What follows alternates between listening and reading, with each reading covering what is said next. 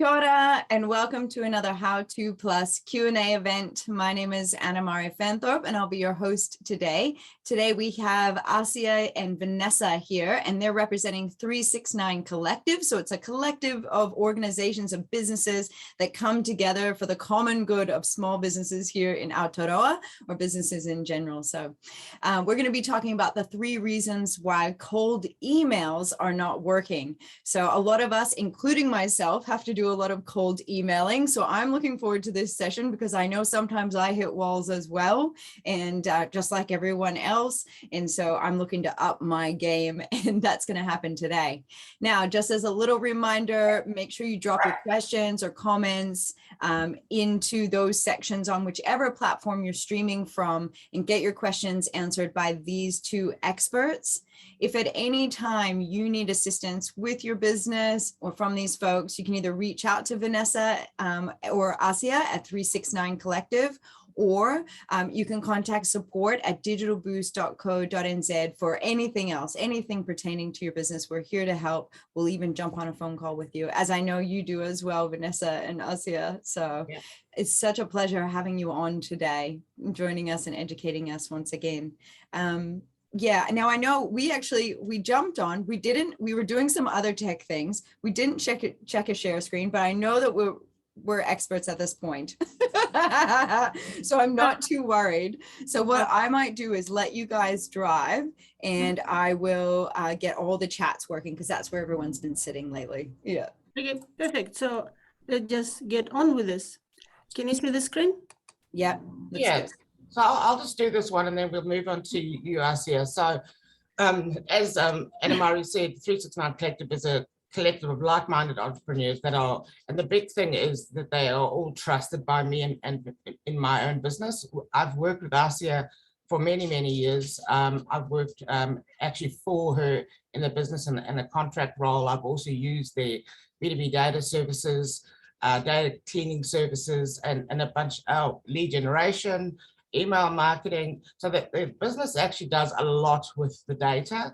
And I find that a lot of my clients, especially my e-commerce clients, they have people purchase from them even up to a year, 3 years, and they've got all that data sitting there and they actually do nothing with it. So a lot of what we talk about, or what Asia will talk about, is how to use the data effectively and make sure you're actually using the right data. Because if you've got the wrong data for a different marketing plan, and that marketing plan's not going to work. Asia will also talk about being persistent. In other words, how many touch points are required. So she's going to basically cover off, what it means to have the wrong list, what it means to have the wrong expectation, and what it means that a lot of businesses give up too soon. These are the services that we offer that you can see on the screen. There's a bunch more, so it's basically a one-stop shop for most of everything that you need, and what's missing we find for you, and we make sure that it's of a high quality and it's a trusted business in New Zealand. All our network is New Zealand based. I'll hand over to you, Asia. Perfect. Thank you so much. So today, 369 Collective presents 3 reasons why cold emails are not working for you and what you can do about it. So let's just start from understanding what cold email is. The cold email is when you don't know the person, or maybe you even know the person but hadn't spoken with them for a while. It may also feel a little bit cold because they may even forget who you are in the meantime. Now, every week, we have at least one inquiry when someone comes and says, hey, I would like to purchase a list of emails. And then I have a little conversation with this person, making sure that they are conscious about what they're trying to achieve. Because, of course, there is Electronic Messages Act, which we're not going to discuss today. You can all go and read and get advice. But fundamentally, none of us want to receive unnecessary emails. And also everyone would like to get some results out of it. So today we're going to talk about things which no one else is talking about. How is that? Now, let's start from a little bit of stats. I don't know if you know about this, but the return on investment in email marketing is growing by the day. So in 2018, it was only $37 return on $1 spent. By 2021, it's already $51 on $1 spent. Now, let me ask you, regardless of which business you are in, if you would know that you can invest $1 and get $51 in return, would you do it? It's like really no brainer because, you know, like, why not do this? And that is why I believe a lot of people bump across these ideas, or they just kind of read somewhere about email marketing and think, wow, this is like really amazing. I want to do it. So it feels like you can't miss an opportunity like that. And I bet you have heard the stories about people sending one email and getting massive sales. Now, the internet is full of these stories, and one may wonder, is it true or false? Now, here is an expert advice. It is true. There are people who push the button, send one email, and get massive sales. At the same time, and I know some of these people personally, at the same time, what is not promoted that much is that behind this one push of a button, there is a lot of work. So when you come to someone like us and say, hey, I want to purchase a list of email addresses, you are kind of thinking that you'll send one email, get this massive sales, and that's it. So you oftentimes, businesses do not plan on doing the hard yards. Now, if you currently or in the past have done cold emails, are they working for you? Now, even though I can't see the chat, I invite everyone to pass their opinion or share your experience with cold emails and why. It will be interesting to know if you've done it and if it worked for you. And if it did not, what do you think was the unsuccess factor? I will be happy to answer any questions or comment on your feedback at the end. So just as much as internet is full of success stories with email marketing, there are also lots of advice. And I just picked up some of the basic strategies, what can improve the opening rate for the email, what can improve the response, the result, and all of that you can find on the internet. Like, it's a good idea to personalize your message. It's a great idea to segment your subscribers. It's a good idea to send mobile-friendly emails, and it's excellent to test every element. Now, I recently learned once again that it is important to speak the language which everyone understands. So as I was reading this, I realized that there could be a couple of things which may be not familiar for everyone. So I will take 1 minute to explain some things. So when we talk about personalizing your message, this is about, you probably receive these emails which will say, hello, Anne. So your name will be there. Your name could be even in a subject of the email. And all of that makes you feel good and makes you feel like you may understand that this is not a one-on-one email, but still people pay some respect, show some respect that they know your name, maybe your business name. And all of that can be set up very easily within any email marketing program. Now, personalization is really important, and that is why we all strive to have the correct data and all of that. I would say that, strangely enough, even though personalization can go very far, most people stop at saying, hi, Anna. You can actually use the person's name anywhere throughout email, making it more personalized. And there are also a number of other pieces of information which can be also used in the message, making it more personal. Now then, segment your subscribers. We're talking about market segmentation. We're talking about segmenting your list. We're talking about, for example, if you're e-commerce, you may have, let's say you sell equipment and consumables, or you sell clothing and footwear. So you may mark your customers by what they're purchasing. So if they purchase clothing, you may choose to send them a different message. Or, for example, if they're buying clothing, you may decide to inspire them to check your footwear. And also, so that can make these emails more relevant to people. Now, while segmentation is fundamentally extremely important, I would suggest that if you're just starting with email marketing in general, don't worry that much about segmentation, because sometimes trying to be very specific and very everything leads you to a very complicated system, which is hard to handle and manage. Because realistically, let's face it, what if I'm buying clothing and you want to inspire me to buy shoes or vice versa? Well, you can send information about clothing and shoes in one email, and this is how you can hit both markets. But of course, as you grow, as your business grows, as your list grows, segmentation is really important. Well, mobile-friendly emails, everyone hopefully understand what it is. And then when we talk about testing every element, if you are receiving emails from anyone, you can see that there are lots of moving parts. There are links, and it's important to test that the links are going to the right place. It's important to see that the image looks as you want it to look. It is also important to remember, for example, little technical things, that some people receive emails without images, and they have to push some button to actually see the image. So if your whole email is one big image, no matter how beautiful it is, chances are someone like myself will receive a blank email, and that will require one extra effort from me after I open this email to push the button and wait for your beautiful image to reveal.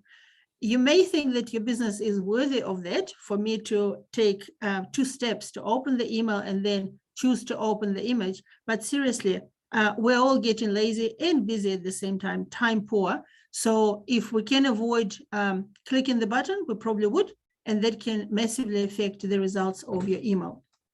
So this is all, and seriously, you can go online, search for cold emails, best practice, and you will find heaps of things.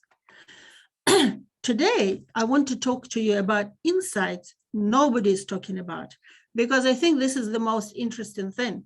Now, some of them, you may, once I will explain them, you may say, oh, but this is common sense. Yes, it is common sense, but time and time again, when I discuss these insights with business people, I discover that they are the best kept secret. So to maximize the value of today's session, let's talk about things no one is writing about. Now, I would like to talk about 3 problems with cold emails and with emails in general, in a way. So the first thing is reaching the wrong people. Reaching the wrong people is something that Vanessa just alerted to if you have some random list. So even though everyone is trying to be very specific, even when you're purchasing a list from someone like us, still, you need to really think, who is the right person to receive this email? Whether this is a business owner, maybe this is some particular manager, you know, the age, the education. So there are many different aspects to it. Bottom line is, if your list is the wrong list for your offer, you are unlikely to receive any good results. So why greedy is good? Because you have to be greedy for a good list. You have to be greedy to get the best possible emails. And of course, the best practice is to collect this email list based on the offer, which is relevant to what you're proposing. So if you have heard about lead magnets and funnels and landing pages, you can approach Vanessa to discuss how this may apply to your business.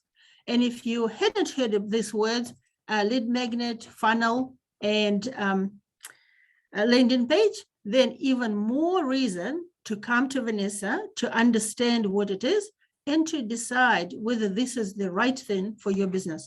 But in any case, the wrong list is the first disastrous step for you not to get any results from any cold email.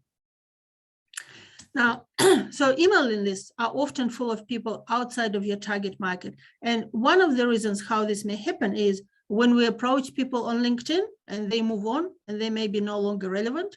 When we collect information on our website, once again, if we're not asking enough questions, we can end up with a list full of wrong people.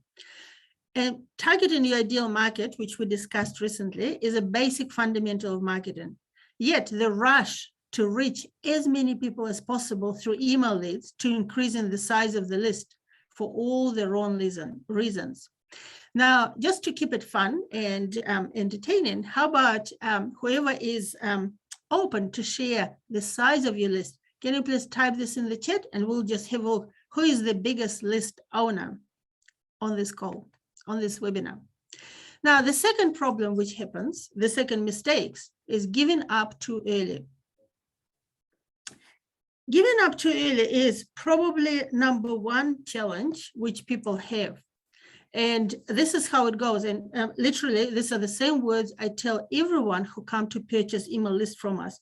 I'm asking people, what are you planning to do? Oh, we're planning to send an email. And I'm asking, one email? They're saying, yeah, we'll just send one email and see how it goes.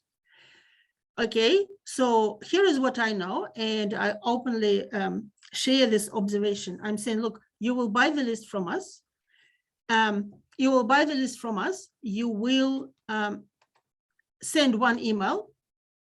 Most likely you will get little response, and you may get a couple of angry people, which will kind of make you feel very uncomfortable. And then you will just say, it's not working. Yeah.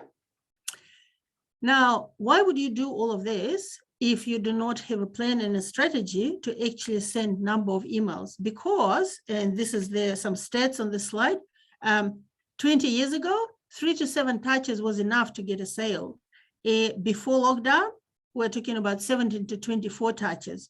And seriously, today, I think this number is even higher, just no one is measuring.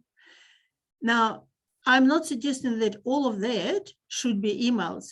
Ideally, it should be a combination of emails, calls, and maybe, dare I say, letters. But anything else, so touches are touch, there are multiple ways how to touch people. It could be an article published on LinkedIn. It could be a social media post, anything like that. But the bottom line is, if your plan is to get a list, to purchase or to collect, to scrape the internet, push a button, send one email, I would like to suggest stop right now, because this is a waste of your effort. You have to commit to a long-term game. And by the way, people who push the button and get massive sales, they nurtured this list for months and sometimes for years. They start small, they communicate on a regular basis, they add some value, they sell a little bit, and then they continue selling and continue providing value. So, oops, I just kept going. Okay, now here is an interesting statistics from 2021. 70% of salespeople, and we have to say a lot of small businesses, the business owner is the salesperson, stop at one email. Just exactly what I've said. So 70% is a massive figure. Yet, if you send more emails, you've got a 25% chance to hear back. Now, realistically, I think that the chance to hear back is even higher, because one of the things in business, and we all know that we're all getting busy. Yeah. So it's easy to miss an email, and with all the best intentions to respond, you may just kind of lose it. So it's even hard to find this email in your inbox, even if you didn't delete it. So how about whoever is brave will share with us in the chat, how many times do you email one person? And when at the end of the session, I will have a look at your numbers. I will share with you how many times we email one person, and do this on autopilot. So if you're interested to find out how can you do 24 touches without going crazy, do talk to Vanessa, because we have amazing ways how you can do nothing and it just happens for you. Now, and the third mistake, which we see a lot, is expecting fast results. So this is almost summing up what I was just talking about, that you send one email and you expect fast results. We've heard about these fast results, but we all know that nothing happens fast. We all know that any business requires to be like on the market for a certain time, to gain trust, to develop relationships and all of that. While we all know this, I'm just continuously surprised how many people somehow think that if it is email, it's like different. No, it's not different. It's the same, because even if you send cold email to people who totally don't know you, the rules of human interaction still apply. You know, when you step into some networking meeting, when you get a chance to do this, hopefully we'll be getting more of these chances soon. When you step in some meeting, you know that this is like not good if you will start running around the room, shaking everyone's hands, saying, I'm so-and-so, I'm selling this and that, are you ready to buy? No one likes these people and no one acts like that. So what you do is you just step in the room, you shake hands, and you just, have a conversation. You introduce yourself, you pay attention, you ask questions, you listen to other people, you learn about their problems, and when the time is right, you introduce yourself. We'll probably all have received some cold emails from the wonderful country of China. I'm currently training a large number of Chinese sales professionals, helping them to improve their email approach. Because what they do, they just jump in the first email saying, we're the best in the world, are you ready to buy? And no one is buying. The reason for that, because they're breaking sort of social norm of how do you engage with people, gain their trust and respect, and then ask for sale. So here are this, and with a cold email campaign, today, there were times when a cold email campaign will get 50, 70, 80% opening rate, but this is not the case today. Let's be honest. Realistically, if you get 10% opening rate on a cold campaign, I'm not talking about campaign to your customers, then this is pretty average. That means that for every 1,000 emails you send, only 100 will open. It's a good result is 5 to 10 will click through. And, if one will buy, this is great. Now, all of this conversion rates, this 10%, 100 open and 5 to 10 click through, all of that can be improved by the subject line, by the better content, by more engaging offers. Yeah. But what is really important is to understand that you have to, just like with everything in sales and marketing, you have to test and measure. You have to measure your results, and you have to look for ways how can you improve. So when I'm talking about sending more than one email, it's not just about sending blunt emails all the time. This is also about watching what's working, what's not, and aiming to do it better. So this presentation today is about 3 mistakes, and I wanted to share the mistakes which no one is talking about, or no one is talking about it with the view of sales and marketing and how exactly it affects what you're doing. So the wrong list is kind of no-brainer, but you know what? Time and time again, and I judge this by numerous conversations with people who come to us to purchase a list. They are all asking for their own list, and we find out within like short 15 minutes that what they're asking for is not what they need. That's why I think that this is a timeless reminder that having our own list is a massive mistake. Giving up too early. Look, seriously, current measures across the world, for example, is that for a business-to-business transaction, you need to consider at least 5 months. I would say in New Zealand, sometimes it's 5 years. You may decide whether you want to deal with these people, yes or no, but you know what? The email marketing can help you to stay in touch, to follow up efficiently without you doing anything. And that's the beauty of email marketing. It is cost effective, it is fast, it is convenient, and it can save you tons of time and help you with greater sales, only when it is done right. And then wrong expectations. So this is massive mistake number 3, giving up too early. Giving up too early and expecting that a lot of things will happen when you had not really invested time and thinking into how do you nurture the leads. Now, I would like to share one observation here, because I know that a lot of people get quickly upset. A lot of people say, oh, I receive many emails, I never open them. So they don't want to send many emails being concerned that people will not be opening them. I have to say, you have to be happy that people don't unsubscribe, because the fact whether they're reading or not, it's not your business. People can be busy, be kind to them. Now, when people don't read your email, don't open your email, even don't open your email, but don't unsubscribe, this is the moment when they see the company name, tick the box, the company is still in business, then they read your subject line and they think, maybe now is not the right time for me to think about this. And that's all. But you are there as a continuous, tiny reminder that this company is still there. And when you need them, you can easily reach out to them. That's very important, because past the times when we remembered everything, when we remembered the names of all companies we can deal with and so forth. There are so many new interesting things today. So when you come across something interesting and you subscribe to their newsletter, yes, that will be great to read everything they send, but no, not necessarily. What you want is what the company should be wanting, what you should be wanting is that people who found and said, wow, amazing product or amazing service, that they would not forget who you are, because the last thing you want is that they will find someone else called your competition.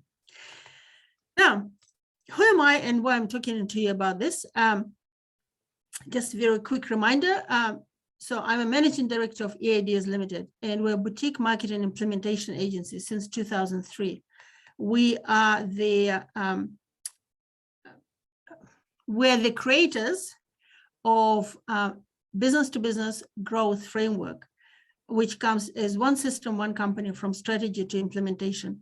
And this image here just shows our fundamental approach to business marketing as right audience, relevant content, repetitive connections, and relentless follow-up.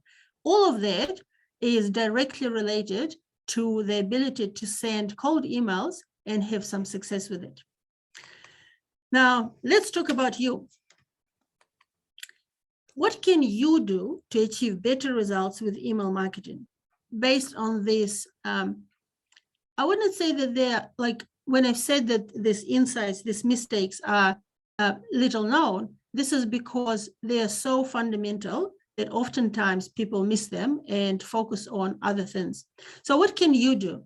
First of all, you can develop a better list.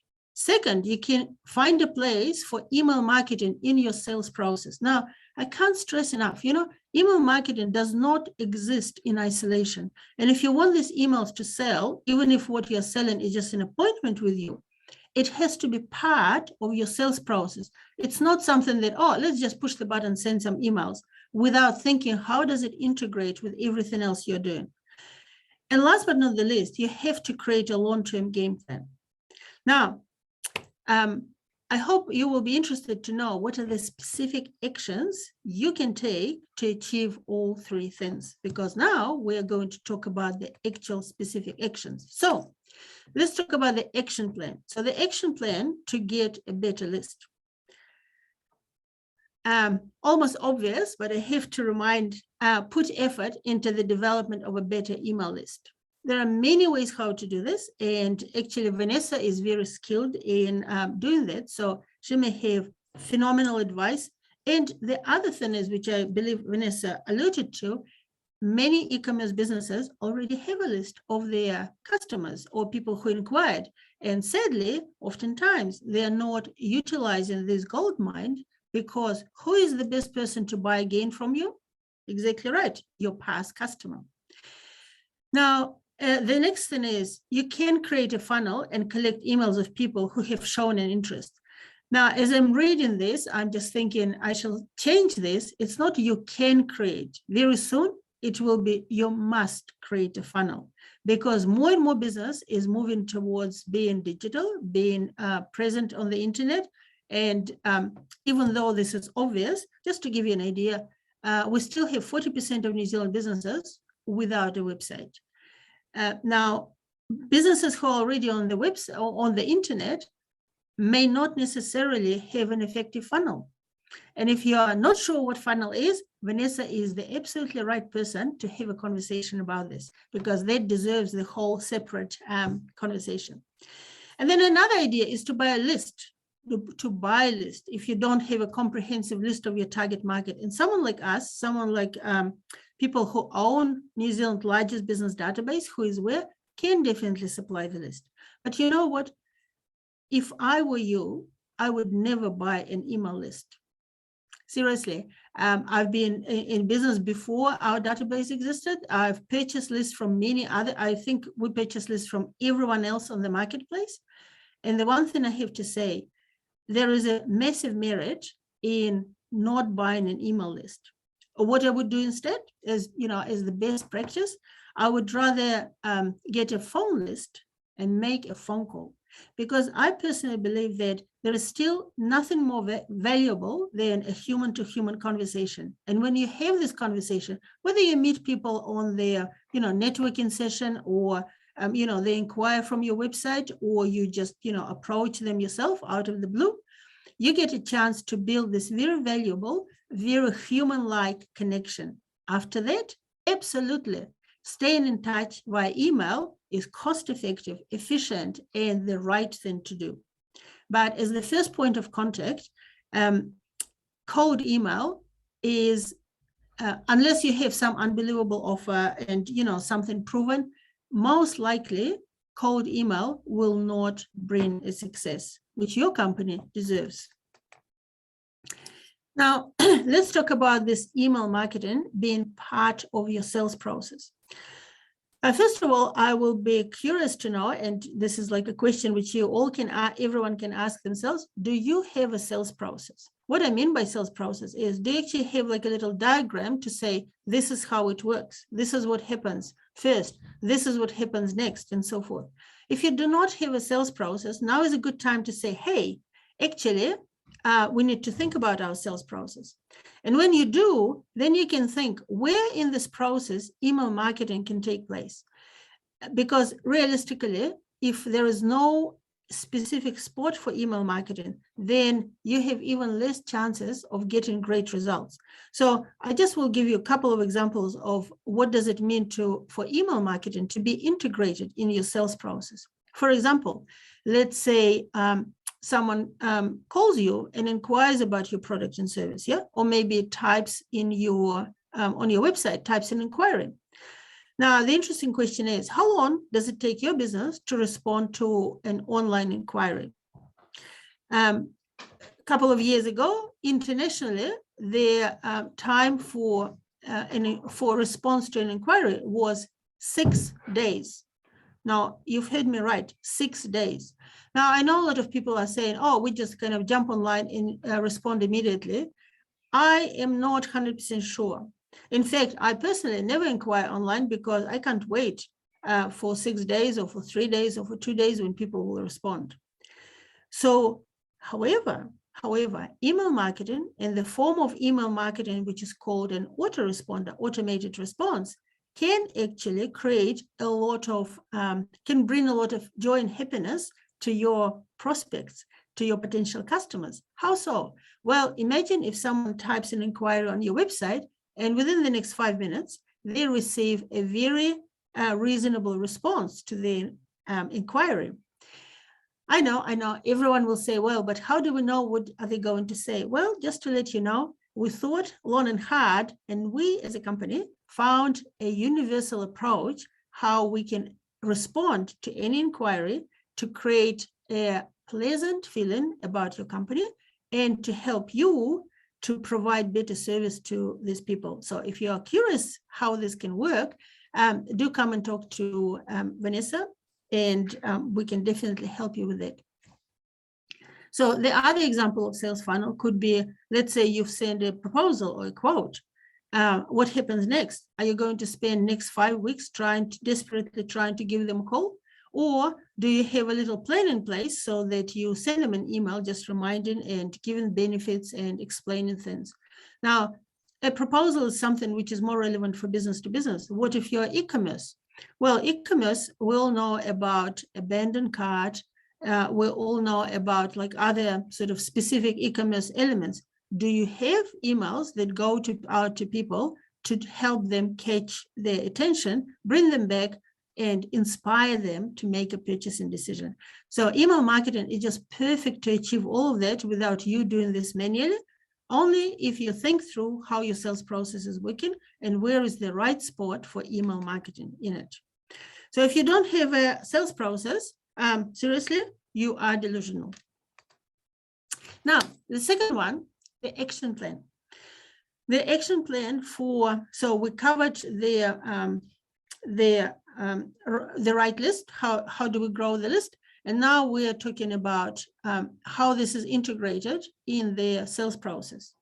So here are 3 simple steps. Assess the merits of email marketing for your product services on both strategic and tactical level.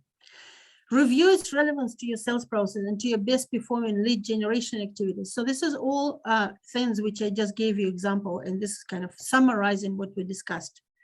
And then assess if your target market would buy from an email, or if emails should form a part of the buyer's journey.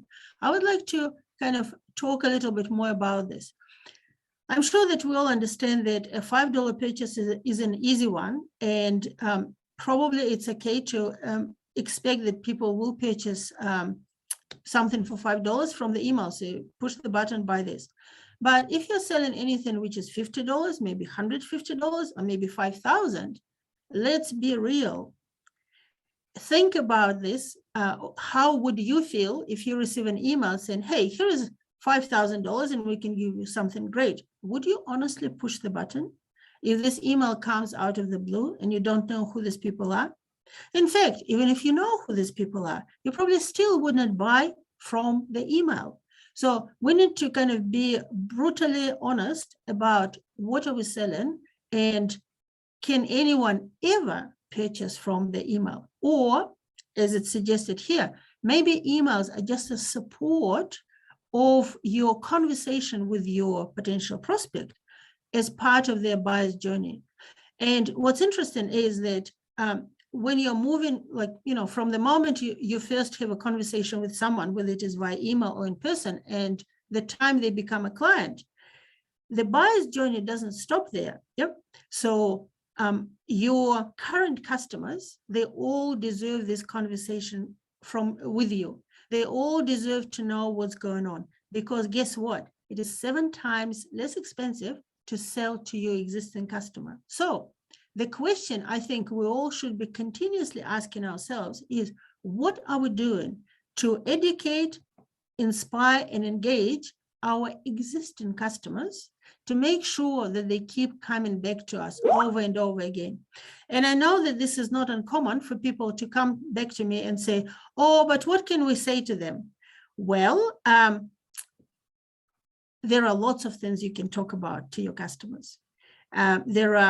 I will just give you 3 most, 3 simplest ones. Number 1, you can relentlessly explain your products and services, because guess what? They already forgot. You can share a case study. You can share a success story. And number 3, you can talk about your business, because every business has a lot to share. And when you will start, and it doesn't have to be massive, like this email, some people call them newsletters. Now, they do not have to be about big news. You can't win an award every month. If you can, this is fantastic. But every month, you actually may have a little piece of news. And this little piece of news could be something that people will appreciate to learn more about your company. And then last but not the least, create a long-term game plan, because I can't stress enough that people who push the button and sell a lot, and I mean it, like, we're talking about big dollar value, these are the people who are playing long-term game. Just like as everything else in business, when we have a plan and we continuously follow this plan, we reap the rewards over and over again. An email list is one thing, which is like investing in email list is something that is absolutely will start delivering this $51 on every dollar spent when you have a long-term game plan. So let me share with you these 3 action points. So create a long-term game plan for email marketing. Unless your product or service is a transactional impulse purchase, like a chocolate bar at the supermarket checkout, and you already have this long-term game, put more chocolate bars on their checkout.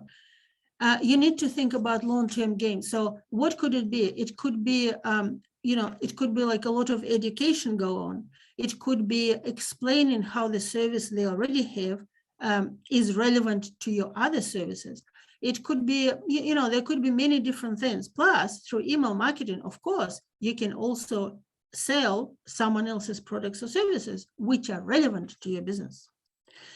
And then number 2 is, if your product or service is somewhat complex, you have to reframe email marketing as a vehicle to educate, share benefits, evoke interest, and inspire the first step. Because realistically, let's say if you are I'll give you 3 examples. if you are somewhat coach, consultant of any kind or any professional service, yeah, you typically have more than one service. Even if you are just delivering, say, websites, there are like 10 different variations of them. There is jargon in every professional service. So if you will send an email every time, which will just explain one word, what is funnel, what is landing page, what is, I don't know, GST for accountants, what is something else, it is primitive for you, but I can assure for other people, it's a big question mark. They don't know what it is. And talking about accountants, for example, you know that if you go to any accounting firm on their website, you will see like 10 different services. But seriously, I don't think anyone really understands what do they mean, because this is not something that people often invest in. So if accounting firms want others to invest in their fancy services, not just in BIM counting, they have to educate all of us, because we can't buy what we don't understand or what we are not inspired by. And I'd like to share an unadvertised bonus idea. And this idea is fundamentally important. This is something that I actually never seen that someone is writing clearly about this. And a lot of people do not fully understand the purpose of social media in their sales process. So, and this idea is very simple. Take the conversation from social media to your email. So what does it mean? Here is what does it mean. Now, there are people today who spend a lot of time on social media, yes? And then there are people who are too busy to be on social media. And then there are people who don't even know where social media is, yep? So for those who occasionally come to social media or spend a lot of time there, they may spot your post every now and then. What is really important is we can't control, like we can, social media gives us massive control about who will see our messages. And this is like incredible. But equally, social media can't help us control when people come to see something. As a result of that, naturally, a lot of good posts from your company may be missed by individuals. So what is really important is when you are targeting, whether it is through paid advertising, through competition, or through just, you know, general activities, engagement with others, when you attract people who are liking your page, who are interested in what you are talking about, it's your job, your duty, I would say, to find the way to invite or engage or send or, you know, run a competition, do whatever it needs to be done to acquire their email address so that you can start communicating with them directly. Now, not every email gets opened. I agree, but equally, not every post gets shown to your audience. Long story short, your email has a lot more chances for your prospective, your prospect or customer to actually even see it, you know? Unlike social media posts where you have no control over that. So social media is, you know, like if you will think about a trade show where you come, you have your booth, oftentimes there are no immediate sales unless you are in a consumer goods, but the trade show is the opportunity to attract the right people and then collect their business cards and then have a conversation with them later on. So social media is a little bit like that. This is a big marketplace. People come, they find you, they're amazed with what you're doing. And then next step, it's your job, just like on a trade show. We don't trust that visitors to our stand will remember us. No, instead of that, we want their business card, their details, so that we get a chance to communicate with them directly. So just concluding this, I want to share with you our kind of best practice, which we developed in a marketing lab. And this is a path which everyone can build for themselves. And, you know, obviously come and seek some expert help when it's needed. So we believe that first, you've got to get clarity about your target audience. It's not only important for like paid ads or when you're purchasing email list, it is important at every level. Even to understand the better tone of the voice in your emails, you need to be clear about your target audience. Then the next step is connect with your target audience. Again, you can start as a first step to start from a cold email. Our suggestion is that you do this on the phone, you connect with people on LinkedIn, and then you can have a nurturing email sequence to develop these relationships better before you will jump and ask for sale. And then you, in parallel with that, you establish and grow your authority through consistent communication on social media, email, maybe public speaking, maybe networking. Anything goes, because guess what? When people are saying, oh, we live by word of mouth, we get customers by word of mouth. For word of mouth to work, you have to be visible somehow. And then become known and the go-to person for your target audience, because by building your authority, by claiming your space as an industry expert, you become the person, the go-to person for your target audience. And this is, triple important in this day and age, when even though we're no longer stuck at home and we can go to the office, the mindset has changed. And a lot of people are now trading digitally, doing business digitally, and they're looking for you in a digital space. And then last but not the least, be a superstar and a center of knowledge, publishing useful articles, keeping showing up and sharing information through the email, because that's what happens when you show up in public, when you do the posts, when you participate in social media. This is all fantastic.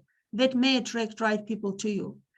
It's your job and your duty to create the situation how you can get their contact details, namely email, and maybe some more information about them, so that you can continue communicating with them through direct email marketing campaigns. Does it feel like a lot of work? Be honest. Now is the time to put in chat if that feels like a lot of work. Yes or no? I'll be curious, because I'll say it. Now, here is what happens when you don't do these three things. When you don't pay attention to these three common mistakes. That's what happens. Your prospects are saying, oh, I want more all the information, send me more. Oh, that's a good point. Yeah, they're agreeing with you, but all of that does not help you close the sale. Because it's easy for people to say, yeah, this is kind of, interesting. Oh, I will learn from this. I can do it myself. So all this noise, that is what's happening when you are not utilizing the benefits of email marketing through a consistent approach, consistent reach out to people, educating the people, and making sure that email marketing is an integral part of your sales process. So I've got a very quick story about Real Company, Real Stories, and then we are done. So here is a company. Now, email marketing, oftentimes we hear the stories which are business to consumer. And I know that, all sorts of companies come to digital booths.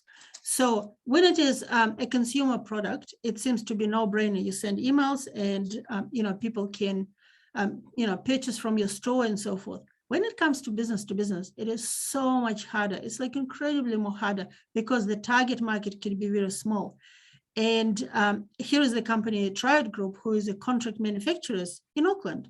They are competing with all the Asian contract manufacturers, and their target market fundamentally is very small because they're very specialized. However, by doing the right things, by reaching out to people, by attracting the right crowd, by connecting with the right people on LinkedIn, and then taking them to their email marketing campaign, which is developed for them, they were able to close really significant sales. And we're incredibly proud of results like that. They're not the only ones who are doing this, but this is the case where the temptation for someone like these manufacturers could be, let's buy this, let's just shoot it internationally and see what will happen. No, by nurturing their relationships, by claiming their space professionally, sharing their knowledge on LinkedIn, they were able to achieve success by using email marketing in a very controlled manner.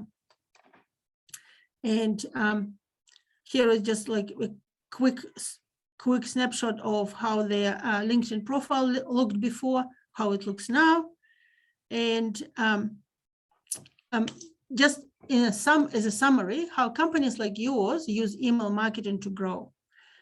They use email marketing to communicate key, relevant, consistent messages about their company, to educate about their full range of products and services, because let's face it, customers really know all of it, to introduce a featured product or service in their off-season, most importantly, to build customer loyalty, brand awareness, strengthen customer relationship, to increase recognition and create top-of-mind awareness.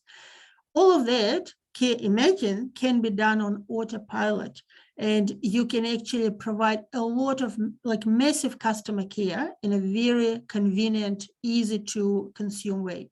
And then last but not the least, to passionately promote reasons to choose their company above the competition. Because you know what?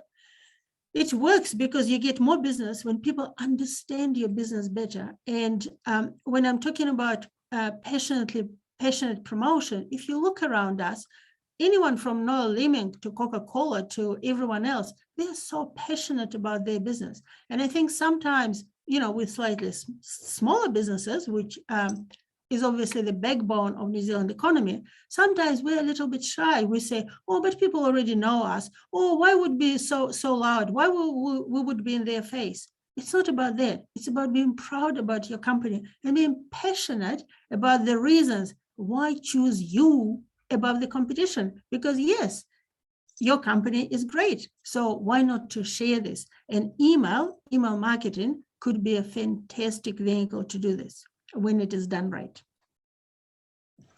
Any questions? Now, how about if there are any questions, type them in chat, because I have the next slide with a very special offer. With a very, very special offer. Is it still here? Yep.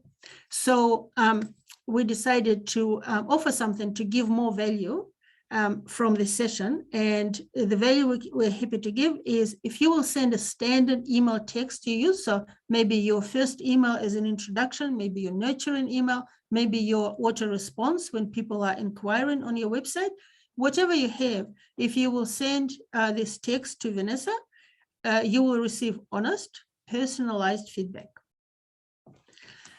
And with that, I will stop sharing and I will jump in the chat to see what's going on there, because I missed all these wonderful messages. So there's a lot of, so that was all your questions that you asked. So you kind of had some questions that you had there. We had a 950 and a 1200, and then later just some Facebook kind of comments about the number of times you would email somebody. Just lots of threes. I know for me, I probably do a 3, like where I'll do like 1, 2, 3, and then you're out. Like, if you don't get back to me. Yeah, but I would like to encourage you that out is two out. So look, if you have any other questions, please type it in and we'll just try to respond. And I just want to hand over to Vanessa. Thanks, Asia. That's very, very informative, and I'm sure we will make this presentation available to Digital Boost, and it's usually under the video. I think it's called, what do you call it, transcription or something like that? It's called a learning summary. So it's a PDF that you can download. We do have the ability, if you speak a different language, a lot of times for a lot of our videos, not all of them, you can actually have the video in a different language. I don't think that these ones are that way, but we do also have the ability for you to get the transcription if you'd like that support as well. Okay, cool. Yes, I mean, take us up on that offer if you're unsure of your message. And what we'll do is we'll look at your target market, talk about your target market, and see whether the message that you're sending is the right message for that target market and whether the offer is strong enough. And then also just guidance around what steps to take before you put the offer in, because people want to see value first. And if you're teaching or you're educating them on their industry in ways that they can improve their own business, free ways they can do it. So, quick wins. So what you want to deliver some quick wins early on, so that they see that you're genuinely interested in their success, or, them growing the business, depending on what your product is. But together with that offer, we've also got some free downloads. I've got a free 30-day social media strategy. I'm currently giving away hundreds of Canva templates, which is Instagram size. and you can resize that in Canva. Instagram size is perfect for Facebook, so I don't ever resize for Facebook. Just use the Instagram size. It can even be used on LinkedIn. Not good for Google My Business. Google My Business needs to be a rectangle, 1200 by 900. So just resize that. You can take that template, you can edit it, you can add your own brand kit to it. If you just go to the left on styles, on the left menu in Canva, you can apply your color palette and also your font, and you at the bottom of that you say apply to all, and it'll apply to all the your slides, and that you can do that in a minute, less than a minute. We also will have a special offer on a chatbot for your website. The chatbot that RCA's team offer can also collect email addresses, contact information. Another great way to build your email list. If you're an e-commerce business and you're not selling enough, run a competition on Instagram. But make sure that the way you set up the mechanics is that you can collect. Now there are bots that can do that, but what happens is when you import that data into email marketing software, it actually can pick it up that has been scalped by a bot. So you're better off to have something as simple as a Google form, and put that link in your bio. If you've got multiple links that you want people to see, not just your website homepage, then get yourself a Linktree account. It's free, and you could put loads of links in there. So it could be the competition, it could be a promotion, it could be a freebie, it could be anything really. And you can have unlimited links, and you upload a little thumbnail image, and then you just put that link in Instagram or Facebook or wherever you want to put it. That gives people, they don't have to then go to your website and try to find it. So that's, yeah. So there's lots of things that can help you grow your business without costing you anything. But email marketing, like Arcia said, is essential, particularly if you have it running on autopilot. Your customers feel taken care of, they feel important, particularly if you're personalizing it even more than just, hi, Anna Marie. If you have it in the body, if you have it in the subject line, it just makes people, they know it's bulk, but for some reason, the feeling or the emotion that it evokes is, oh, they took the time, they took the time to actually put my name in there, and they spelt my name right. Spell the name right. Oh my gosh, there's nothing worse than getting an email and somebody has spelled your name incorrectly. You're like, I know that you haven't thought about this. Our names are our most important thing to ourselves, right? Like, it's like the thing that they always say in sales, the name, somebody's name is everyone's favorite word that they've ever heard, you know what I mean? And so utilizing that in emails is just the same from what you're saying, Vanessa. Oh yeah, 100%. I mean, it also tells the reader that you're not lazy, because if you spell a name incorrectly, it means that what they think in their minds is that the business that you do or the product offering you have is also it's also lazy, and it's not well thought out. It's kind of like, if you have a really bad website, but you offer all these amazing software solutions, people go, well, why does your website look like this? Why does it take 20 seconds to load? Why is everything hard to find? And on my phone, why are the images off the screen? So, just like a website is your online shop front, whether you're B2B or B2C, how you come across an email is also very important. And if you've got freebies, giveaways that are applicable to the audience, or you've got some education, those are great ways to start out. If it's a cold email saying, we really want to help you grow your business, or whatever it is, but it's got to be appropriate for your target market. So that's something I can talk you through in a free consultation. And if appropriate, I will then refer you on to Arcia and her team, and they can help you put together email. Even if you don't know what to say at all, we can still help you, Yeah.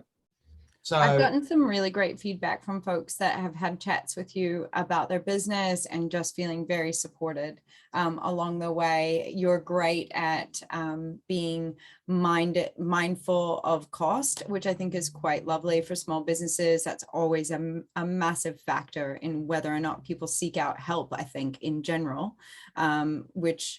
because I think it's hard to switch from that mindset of, well, A, we've got to feed ourselves, right? But B, it's also, a lot of us start out with making something or doing something as a hobby and it turns into a business.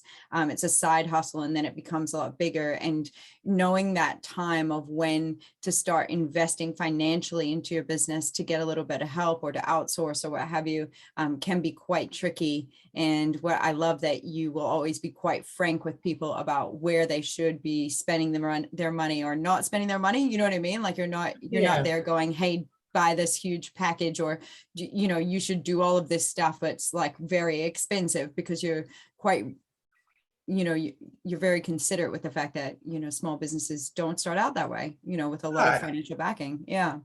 absolutely. And I mean, look, at the end of the day, it's the best bang for your buck. So the best return on investment.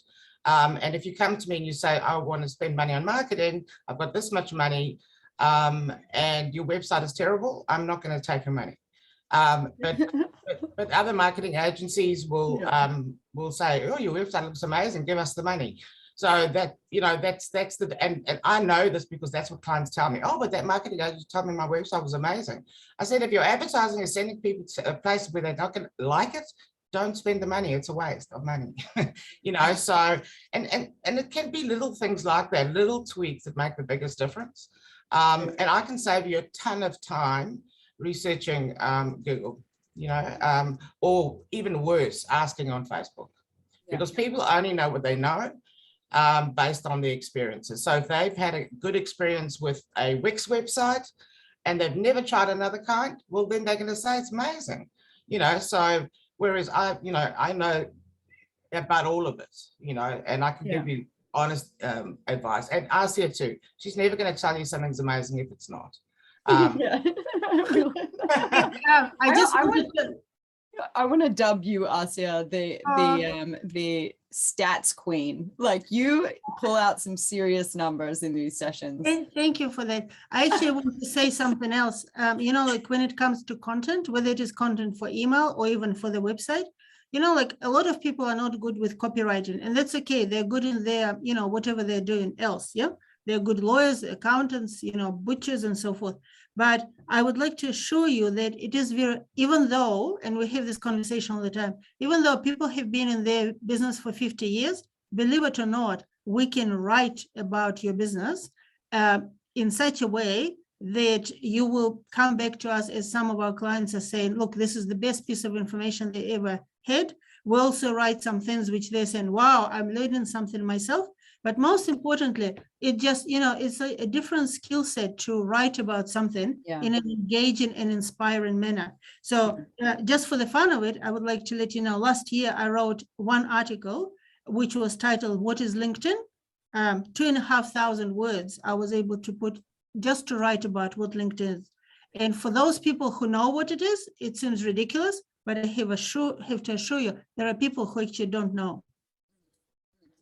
Great. The other thing is that as a business owner, and this goes for everyone really, we find it really hard to write about ourselves, you know, and about what we do. We particularly if it's just you in the business, you are the business, you know, your person, everything about the business is about you. And, you know, we've got the collective, which sort of extends that. I even recommend to copywriters to get another copywriter to write the copy for a website, just because, you know, when someone else comes in and looks at it from an outside perspective, we always feel like we're bragging, you know. If I say, oh, I made $80,000 last month or whatever, you know, we always feel like we're bragging, but somebody else can write that in a way that doesn't make you feel, you know, awkward or uncomfortable. So yeah, definitely. And even if you write it and have us review it, you know, give it a go, and then we can review it and give you advice. But yeah, I do find that outside people are better at writing copy for small businesses. Yeah, I think, it depends on your skill set. I think that's what you were saying there. It just really depends on your skill set. If that's your kettle of fish, as they say, then, run with it. But if you're, and you need help with a different aspect, then reach out for help. Do the stuff that you're really good at. And possibly, if you can, outsource the stuff that you don't like or you're not good at. And that way, you're really maximizing on your talents. And if it's financial, I just want to come back to that because I think small businesses worry about it. We were talking with Sam from SH Advisory last week, and one of the things that he was saying about an accountant is your accountant should not just be doing your taxes.